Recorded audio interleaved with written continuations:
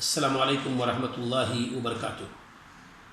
ان الحمد للہ والصلاة والسلام علی رسول اللہ وآلہ وصحبہ ومن والاه۔ اعوذ باللہ من الشیطان الرجیم۔ وإن أحد من المشرکین استجارک فأجرہ حتی یسمع کلام اللہ۔ برادران اسلام اور اسلامی خواتین، یہ دوسرا حلقہ ہے اس حقیقت کو بیان کرنے کے لیے کہ محمد ابن عبد الوہاب رحمہ اللہ نے اپنا جو عقیدہ اور مسلک و منہج بتایا ہے وہ کتاب و سنت کے خلاف نہیں ہے، اور صحیح منہج پر چلنے والے علماء کے اقوال ان کے کردار کے خلاف نہیں ہے۔ حق یہ ہے، انصاف یہ ہے کہ جب تعصب کے عینک کو اپنی آنکھوں سے اتار کر کے ہم ان کے اس مسلک اور منہج کو پڑھیں گے تو یہ چیز ہمارے سامنے عیاں ہوگی، اور آنکھوں پر پٹی باندھ کر کے اور تقلید کے بہاؤ میں بہہ کر کے اگر ہم کسی کے مسلک و منہج اور کسی کی حقیقت تک پہنچنے کی کوشش کریں گے تو کبھی نہیں پہنچ سکتے ہیں، اور ہم تقلید کے بھول بھلیوں میں رہ کر کے بھٹک جائیں گے اور ہم حق تک نہ پہنچ سکیں گے۔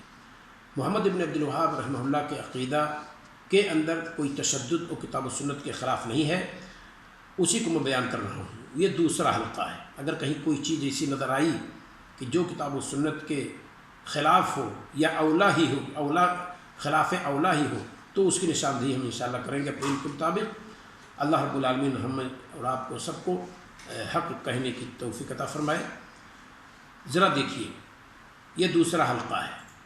قرآن کے تعلق سے محمد ابن عبد الوہاب رحمہ اللہ کیا کہتے ہیں وَأَعْتَقِدْ أَنَّ الْقُرْآنَ كَلَامُ اللَّهِ، اور میں اعتقاد رکھتا ہوں یا میرا اعتقاد ہے کہ قرآن اللہ کا کلام ہے، منزل غیر مخلوق، یہ نازل کردہ ہے اللہ تعالیٰ کی طرف سے، جبریل امی لے کر آئے ہیں، محمد صلی اللہ علیہ وسلم پر نازل ہوا، غیر مخلوق، یہ مخلوق نہیں ہے، کیونکہ قرآن کلام ہے، اور کلام اللہ تعالیٰ کی صفت ہے، جیسے آنکھ کی صفت، قدم کی صفت، ید کی صفت، ایسے ہی یہ اللہ رب العالمین کی صفت ہے۔ اللہ تعالیٰ کی ایک صفت کو مخلوق تسلیم کر لینے کا مطلب یہ ہے کہ دیگر صفتیں بھی مخلوق ہے، پھر اللہ تعالیٰ کی پوری ذات مخلوق قرار پائے گی۔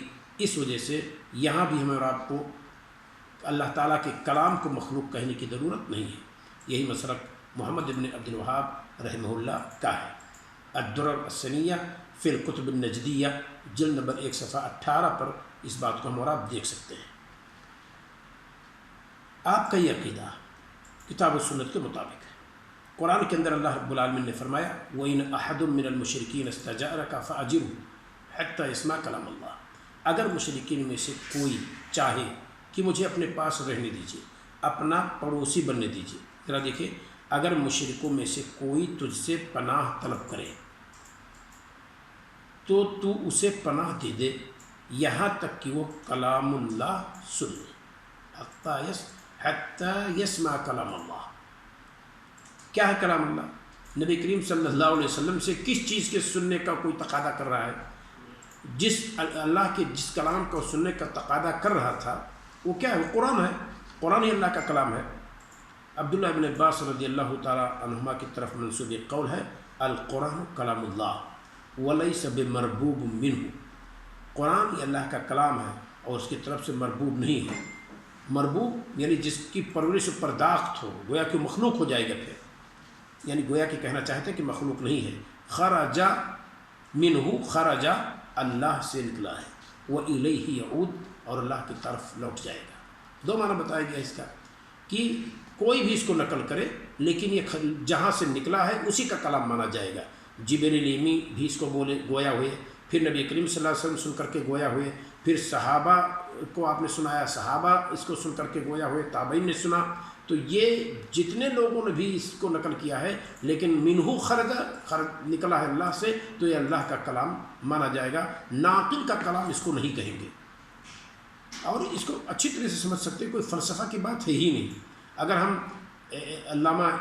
علامہ اقبال کا کوئی شعر ہم اور آپ پڑھ رہے ہوں، سارے جہاں سے اچھا ہندوستان ہمارا، تو یہ ہمارا کلام کہیں گے، اس کو آپ اگر میں آپ کے سامنے پیش کروں تو کس کا کلام آپ کہیں گے؟ اللہ کا کلام ہے۔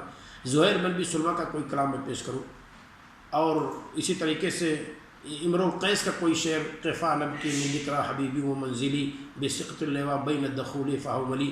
اگر آپ ہم سے پوچھیں کس کا کلام ہے تو میں کہوں گا امرؤ القیس کا کلام ہے. یہ نہیں کہیں گے آپ خود کی آپ کا کلام ہے. تو ہم نقل کرنے والوں کا کلام اسے نہیں کہا جا سکتا ہے. تو جہاں سے نکلا ہے اسی کا کلام ہے. ایک تو معنی یہ ہے وَإِلَيْهِ يَعُودُ اور اسی کی طرف لوٹ کر جائے گا, یعنی یہ لوٹے گا اسی کی طرف جو بھی شخص بولے, لیکن اس کا مرجع اللہ تعالیٰ ہی ہے. اور ایک معنی یہ بھی ہے کہ قرب قیامت صفحات سے یہ مٹ جائے گا, اللہ تعالیٰ کی طرف لوٹ کر چلا جائے گا. اس وقت کوئی پڑھنا چاہے تو اس کو نہیں پڑھ سکتا ہے, پائے گا ہی نہیں. یہ عبداللہ ابن عباس رضی اللہ تعالیٰ عنہ گویا وہ بھی اس کو مربوب نہ مان کر کے اللہ تعالیٰ کی صفت مانتے ہیں, گویا کہ اس کو مخلوق و منی نہیں مانتے. خرج منہ الیہ یعود, اس کو آپ منہج علماء اہل الحدیث والسنہ فی اصول الدین صفحہ 16 پر آپ اس کتاب کے اندر پائیں گے.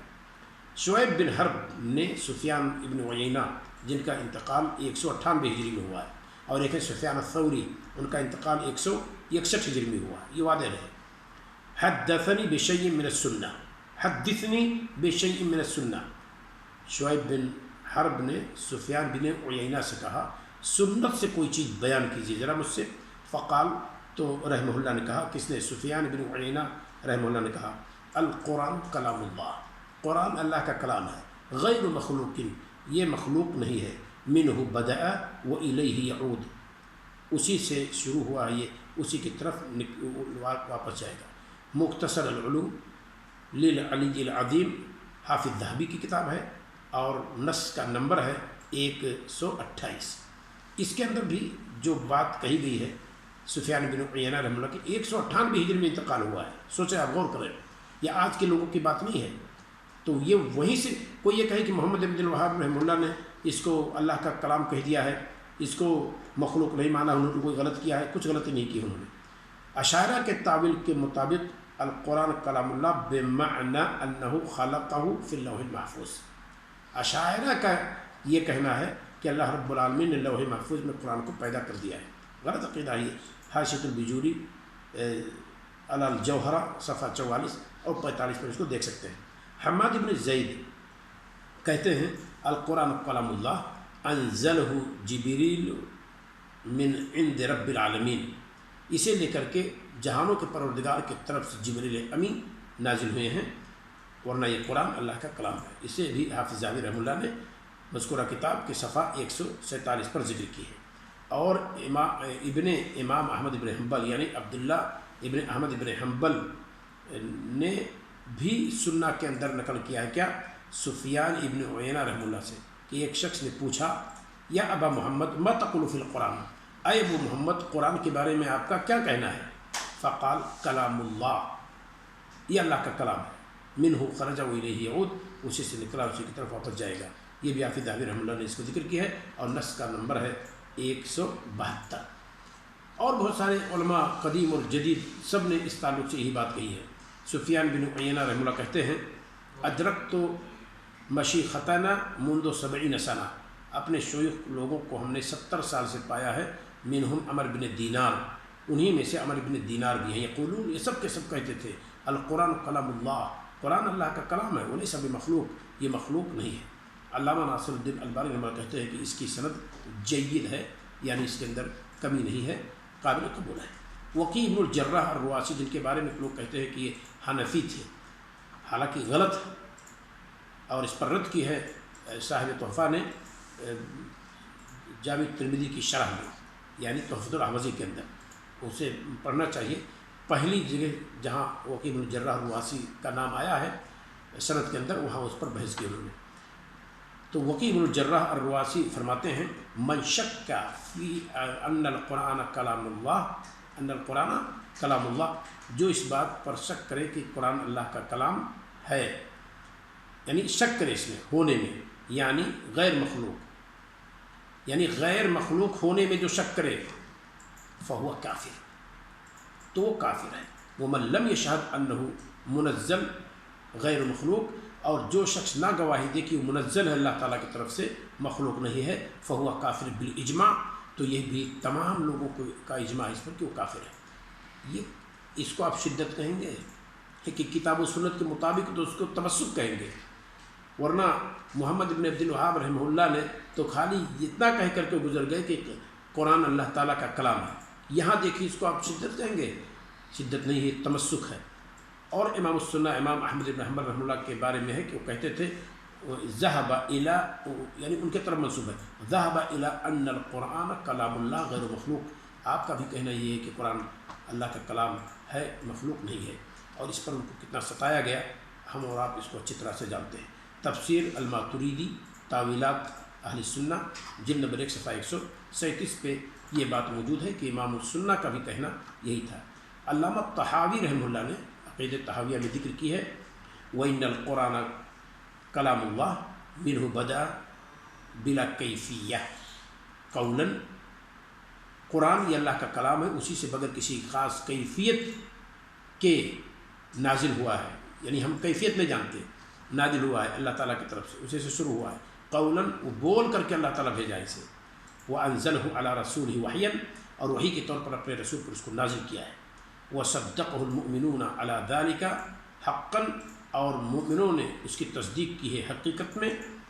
وَأَيْقَنُوا أَنَّهُ کلام اللہ، اور سب کا یقین ہے اس بات پر، ایمان ہے اس بات پر کہ وہ اللہ کا کلام ہے۔ بالحقیقت، حقیقت میں، لیس بمخلوق، اور مخلوق نہیں ہے، کا کلام البریت، مخلوق کے کلام کی طرح سے۔ فمن سمعہ فزعم انہ کلام البشر، جو قرآن سن کر کے کہا کہ یہ انسان کا کلام ہے، فقد کفر، تو اس نے کفر کی، وقد ذمہ اللہ وعابہ اوعدہ، ایسے شخص کو کہ اللہ نے مذمت کی ہے اور اس کو عیبدار بتایا ہے، عیب جوئی کی اللہ نے، اور اسے آگ کی دھمکی دی ہے۔ تخریج العقیدۃ الطحاویہ، یہ علامہ ناصر الدین البانی رحمہ اللہ کا نسخہ ہی ہے۔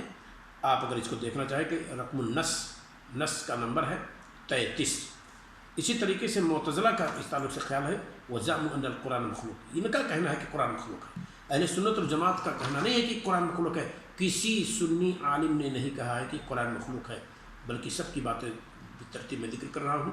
ابن باز رحمہ اللہ یعنی خلف میں سے ہیں، متبعین سلف ان کو کہہ سکتے ہیں، کہتے ہیں ان سے پوچھا گیا اللہ تعالیٰ کی صفات کے تعلق سے کہ اگر کوئی قسم کھائے تو کیا جائز ہے؟ تو کہتے ہیں اذا حلف بالمصحف، کسی نے اگر قرآن کی قسم کھائی، قصدہ القرآن، اور اس کا مقصد قرآن ہے، کلام اللہ، فلا باس، تو اس کا مقصد ہے کہ قرآن ہے، قرآن اللہ کا کلام ہے، تو کوئی حرج نہیں ہے۔ لأن القرآن کلام اللہ، کیونکہ قرآن اللہ تعالیٰ کا کلام ہے۔ فتاوی نور الدرب جلد نمبر 4 صفحہ 65 پر یہ موجود ہے۔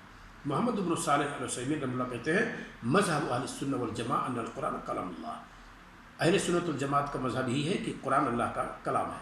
لمبی بات ہے ان کی، مجموع فتاوی کے اندر دیکھ سکتے ہیں ان کے جلد نمبر 4 صفحہ 63 پر۔ علامہ ناصر الدین البانی رحمہ اللہ بھی کہتے ہیں اہل السنہ یقولون القرآن کلام اللہ، اہل سنت کہتے ہیں کہ قرآن اللہ کا کلام ہے۔ فہو صفۃ من صفات اللہ، تو قرآن کلام ہے اور کلام اللہ تعالیٰ کی صفتوں میں سے ایک صفت ہے۔ دروس للشیخ الالبانی محمد ناصر الدین البانی 3710، یہ سیریل نمبر گویا کہ 61 کا۔ تو یہ اور ایک عالم ہے محمد بن عبد الرحمن الخمیس کہتے ہیں یقول اہل السنہ، اہل سنت کہتے ہیں ان القرآن کلام اللہ، کہ بے شک قرآن اللہ کا کلام ہے، حقیقت میں انہ غیر مخلوق، اور غیر مخلوق ہے۔ اعتقاد اہل سنہ شرح اصحاب الحدیث صفحہ 68 پر یہ موجود ہے۔ تو محمد بن عبد الوہاب رحمہ اللہ نے اس تعلق سے جو بات کہی ہے وہ کتاب و سنت کے مطابق اور سلف اور خلف کے اقوال کے مطابق۔ تو اس طرح سے اگر کہیں ہم اور آپ سنیں کہ محمد بن عبد الوہاب رحمہ اللہ کو متشدد بتایا جا رہا ہے عقیدہ و منہج کے باب میں، اور کتاب و سنت سے ان کو بھٹکا ہوا قرار دیا جا رہا ہے، تو آپ اس بات کو نہ سنیں، آپ خود ان کے رسائل اور کتب موجود ہیں، ان کو پڑھیے، اس کے بعد کچھ فیصلہ کیجیے۔ اللہ رب العالمین ہمیں اور آپ کو حقیقت تک پہنچنے کی توفیق عطا فرمائے۔ السلام علیکم ورحمۃ اللہ وبرکاتہ۔